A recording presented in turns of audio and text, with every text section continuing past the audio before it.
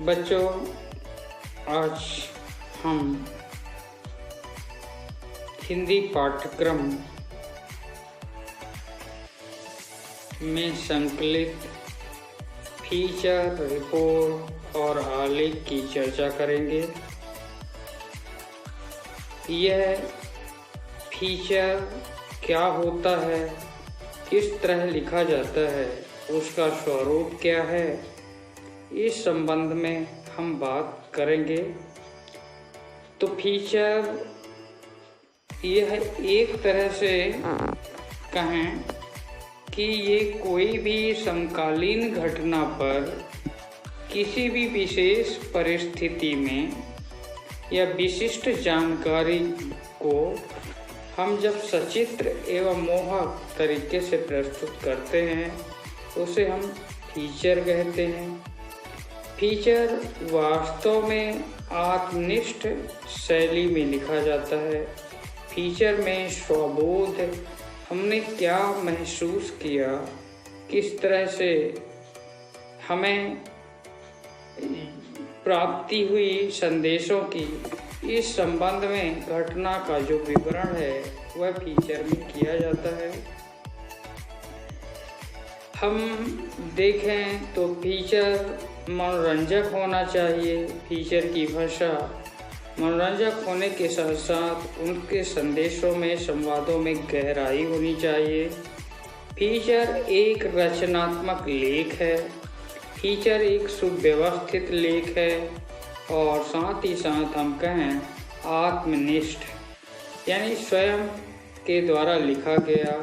इसकी रचना इसके पहले किसी के द्वारा नहीं हुई है। अपने विचार, हमारे जो विचार हैं वो किसी और के नहीं हो सकते हैं। तो जैसे हमने किसी भी विषय वस्तु पर महसूस किया उसका लेखांकन करना फीचर कहा जाता है। तो जिसका उद्देश्य पाठक को सूचना देने के साथ साथ शिक्षित करना होता है, और शिक्षित और सूचना देना तो कार्य है ही, साथ ही साथ मनोरंजन भी इसका उद्देश्य होता है। फीचर की जो विस्तार है वो अपेक्षाकृत होता है। फीचर की व्यवहार जो विस्तार है वो अपेक्षित होती है। इसमें अपनी अलग शैली होती है।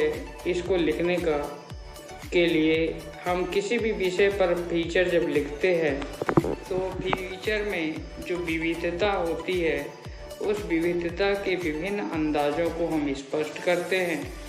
फीचर में भूत और वर्तमान और भविष्य तीनों शैली का समावेश हो सकता है। इसके तथ्य काल्पनिक एवं हो सकते हैं। फीचर में जो आंकड़े हैं, फोटो है, कार्टून आदि है और नक्शे आदि का उपयोग रोचक बना देता है। तो इस तरह से हमें फीचर लिखा जाना चाहिए। अब फीचर और समाचार में आखिर अंतर क्या है? फीचर समाचार नहीं हो सकता है। देखिए, फीचर जो लेखक है वह अपने दृष्टिकोण से अपनी भावनाओं को जाहिर करता है, जबकि समाचार लेखन में वस्तुनिष्ठता और तथ्यों और सूचनाओं पर जोर दिया जाता है। तो यहाँ पर हम देखें कि फीचर में व्यक्ति का खुद का अपने विचारधारा और मेरी दृष्टि क्या है, मैं कैसे देखता हूँ किसी मुद्दे को लेकर, तो ये मेरी दृष्टि पर विशेष जोर दिया जाता है। फीचर लेखन में पूरा जो है समाचार की जो शैली है वर्तमान में उल्टा पिरामिड शैली, इस शैली का प्रयोग बिल्कुल नहीं होता। इसकी जो शैली है कथानात्मक होती है, कथात्मक होती है। कथानक यानी होता है कहानी की तरह हो सकती है या होती है। फीचर की जो भाषा है सरल और रूपात्मक, साथ ही साथ आकर्षक होती है, परंतु समाचार में ये सपाट बयानी होती है। फीचर में अधिकतम संख्या जो शब्दों की होती है, उन सीमा शब्दों की बिल्कुल निर्धारित नहीं होती। आमतौर पर जो हमारे फीचर है वो 250 शब्दों से लेकर 500 शब्दों तक लिखे जाते हैं। जबकि समाचार पत्रों में शब्दों की सीमा समाचार में निर्धारित होती है। इस तरह से हम देखें कि फीचर का कोई भी विषय हो सकता है, पर समाचार जो भी घटना निर्धारित होती है, निहित होती है, जो भी घटना घटित होती है, उसी भी मुद्दे पर हम यहाँ पर समाचार लिखते हैं। अब फीचर, कितने प्रकार के फीचर होते हैं यहाँ पर हम देखें। एक तो समाचार फीचर हम लिख सकते हैं समाचार की तरह, या समाचार के विषय वस्तु को लेकर फीचर लिख सकते हैं। किसी घटनात्मक फीचर लिख सकते हैं, घटनापरक फीचर लिख सकते हैं। व्यक्तिपरक फीचर होता है, लोग की अभिरुचि क्या है इस पर फीचर लिखा जाता है। साथ ही सांस्कृतिक फीचर होते हैं और साहित्यिक फीचर भी होते हैं। विश्लेषण और विज्ञान पर आधारित भी फीचर होते हैं। फीचर में किन बातों पर ध्यान रखना चाहिए? फीचर को हम सजीव बनाने के लिए उस विषय से जुड़े हुए लोगों की मौजूदगी हो तो बेहतर होती है। जब लोगों की मौजूदगी होगी घटना से जुड़े हुए लोगों की, तो फीचर बड़ा रोचक बन जाता है। फीचर के कथ्यों और पात्रों को के माध्यम से बतलाना चाहिए। जो फीचर है उसे हम कथानक, कथ्यों और पात्रों के माध्यम से बताएं कि ये घटना इस तरह हुई है, ये चीज़ें ये हुई हैं। कहानी को बताने का अंदाज ऐसा महसूस होना चाहिए, फीचर को बताने का तरीका या लिखने का तरीका ऐसा होना चाहिए जैसे मानो कहानी लिखी जा रही हो, और कहानी रोचक होती है, मनोरंजक होती है। साथ ही साथ फीचर रचनात्मक होते हैं।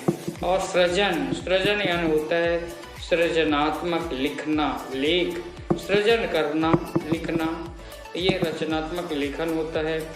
फीचर ये कोई रिपोर्ट नहीं होते हैं और इसमें किसी भी बैठक या कार्यवाही का विवरण की तरह नहीं लिखा जाता। ये कोई बैठक के मिनट्स नहीं होते हैं और यह कोई कार्यवाही नहीं है, उस तरह नहीं लिख सकते रिपोर्ट की तरह।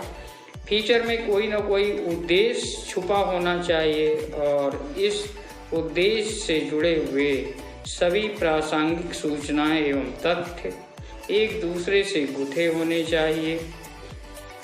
फीचर में तथ्यों और सूचनाओं और विचारों पर आधारित कथात्मक विवरण और विश्लेषण होते हैं।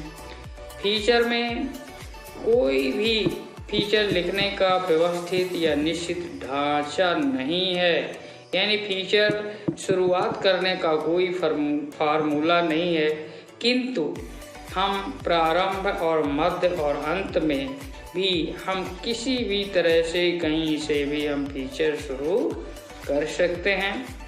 फीचर पैराग्राफ, फीचर के जो हर पैराग्राफ हैं उन पैराग्राफ को एक दूसरे पैराग्राफ से जुड़े होने चाहिए, तारतम्य बना रहना चाहिए। ऐसा ना हो कि एक पैराग्राफ दूसरे पैराग्राफ से अलग हो जाए। तो साथ ही साथ हम देखें कि फीचर पर भविष्य की जो कार्य योजना है उस विषय वस्तु पर फोकस किया जाता है। तो फीचर जो है भविष्य में हमें क्या करना है, हमारी योजनाएं क्या होती हैं, सरकार की योजना क्या होगी, समाज की क्या योजना होगी, और इस विषय पर फोकस किया जाता है। देखिए यहाँ पर एक विषय है, उनको लेकर हम फीचर की बात करते हैं, जैसे चुनावी वायदे। चुनावी वायदे पर फीचर का आलेख लिखिए। तो इस फीचर को लिखने के लिए, इस चुनावी वायदे के फीचर को लिखने के लिए हम किसी भी स्लोगन, नारे आदि का प्रयोग कर सकते हैं, या फिर स्लोगन और नारे का प्रयोग नहीं करते तो हमें सामान्य तरीके से कथात्मक शैली में फीचर हम लिखना शुरू कर सकते हैं। वस्तुतः ये जो नारे हैं, स्लोगन है, किसी भी विषय वस्तु को रोचक बना देते हैं। इसलिए रोचक बनाने के लिए हमें इन वायदे और नारों का प्रयोग चुनावी वायदे फीचर में पहले सर्वप्रथम किया जाना चाहिए। तो अब हम बात करते हैं कि इस फीचर को हम कैसे लिखेंगे। देखिए इस प्रकार से, चुनावी वायदे। अब इस विषय पर हम फीचर की बात करें तो लेख यहाँ से स्टार्ट करते हैं। अगर हम जीते तो बेरोजगारी 2000 रुपये, बेरोजगारी भत्ता 2000 रुपये देंगे। किसानों को मुफ्त बिजली और पानी देंगे, बूढ़ों को पेंशन देंगे और इस तरह से अगर हम जीते तो बेरोजगारों को नौकरियां देंगे। अब ये देखें कि इस तरह से स्लोगन से दीवार बिल्कुल फट जाते हैं। जैसे ही चुनाव आयोग द्वारा चुनाव की तारीख निर्धारित की जाती है, वैसे ही सभी पार्टियां अपने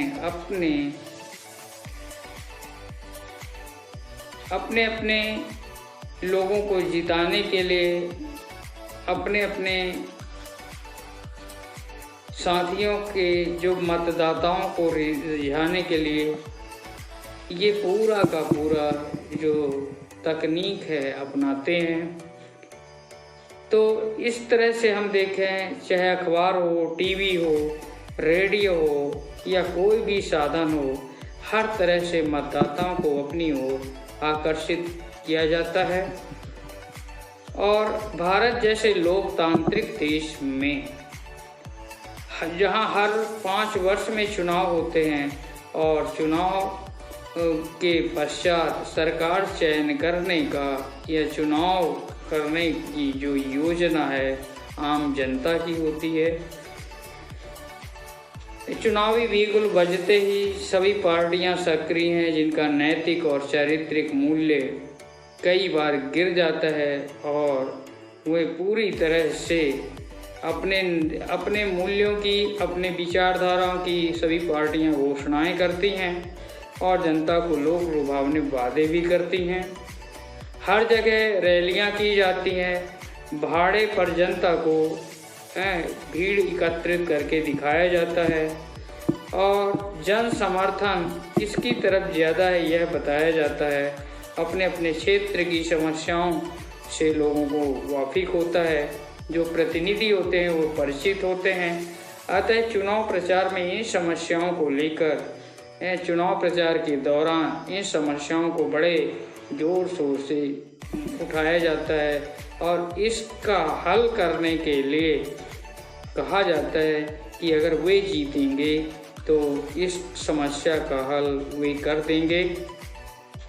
इस प्रकार से हम देखते हैं सुलझाने का वो वायदा करते हैं, किंतु चुनाव होने के बाद नेता आदि को न तो जनता की याद आती और न अपने वादे की याद आती है, न वे कल्याण की भावना को ध्यान में रखते हैं। वे स्वतः स्वार्थ नीति में डूब जाते हैं और ये पूरी तरह से वादे कागज के फूलों की तरह होते हैं जो कदापि खुशबू नहीं देते हैं। हम देखें कि अगर इस तरह चुनाव हुए और इस तरह चुनाव की जो वास्तविकता है उससे कोई संबंध बिल्कुल नहीं रह जाता। अब हमारे जैसे प्रजातांत्रिक देश में हमें चाहिए कि नेताओं के वायदे पर विश्वास नहीं करना चाहिए, यकीन नहीं करना चाहिए। हमें अपने देश हित और अपने समाज, अपने राज्य, अपने क्षेत्र के हित के मुद्दे को ध्यान में रखकर अपने मत का, अपने वोट का प्रयोग करना चाहिए। हमें ये चाहिए कि ऐसे लोक लुभावने वादे पर ना आए। कई बार नेतागण अलग अलग तरीके अपनाते हैं, छल कपट करते हैं। इससे अगर कोई भी नेतागण चयनित होकर सत्ता के गलियारों में पहुंचता है तो वह कदापि हमारा भला नहीं करेगा। राज्य विधानमंडल, विधान परिषद, लोकसभा और राज्यसभा में छल कपट पूर्वक चुने गए मतदाताओं का वोट खरीदकर गए हुए प्रतिनिधि कदापि आम जनता का भला नहीं कर सकते। तो अपेक्षा हमारी यह होनी चाहिए कि हम ऐसे व्यक्ति को चयनित करें, ऐसे व्यक्ति को वोट दें जो हमारा भला कर सके। राजनीति में भारत की राजनीति जो है लोकतांत्रिक है और लोकतंत्र की सफलता यह साबित करती है। लोकतंत्र तभी सफल होगा जब भारत से अशिक्षा, अज्ञानता इत्यादि मिट जाए और हमारे सभी लोग पढ़े लिखे हों, जागरूक हों, इनमें कोई भी कमी न रहे।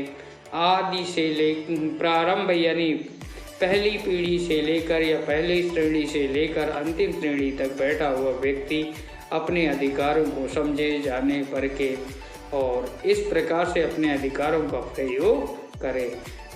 यहाँ पर मत भी हमारा अधिकार है, वोट भी हमारा अधिकार है।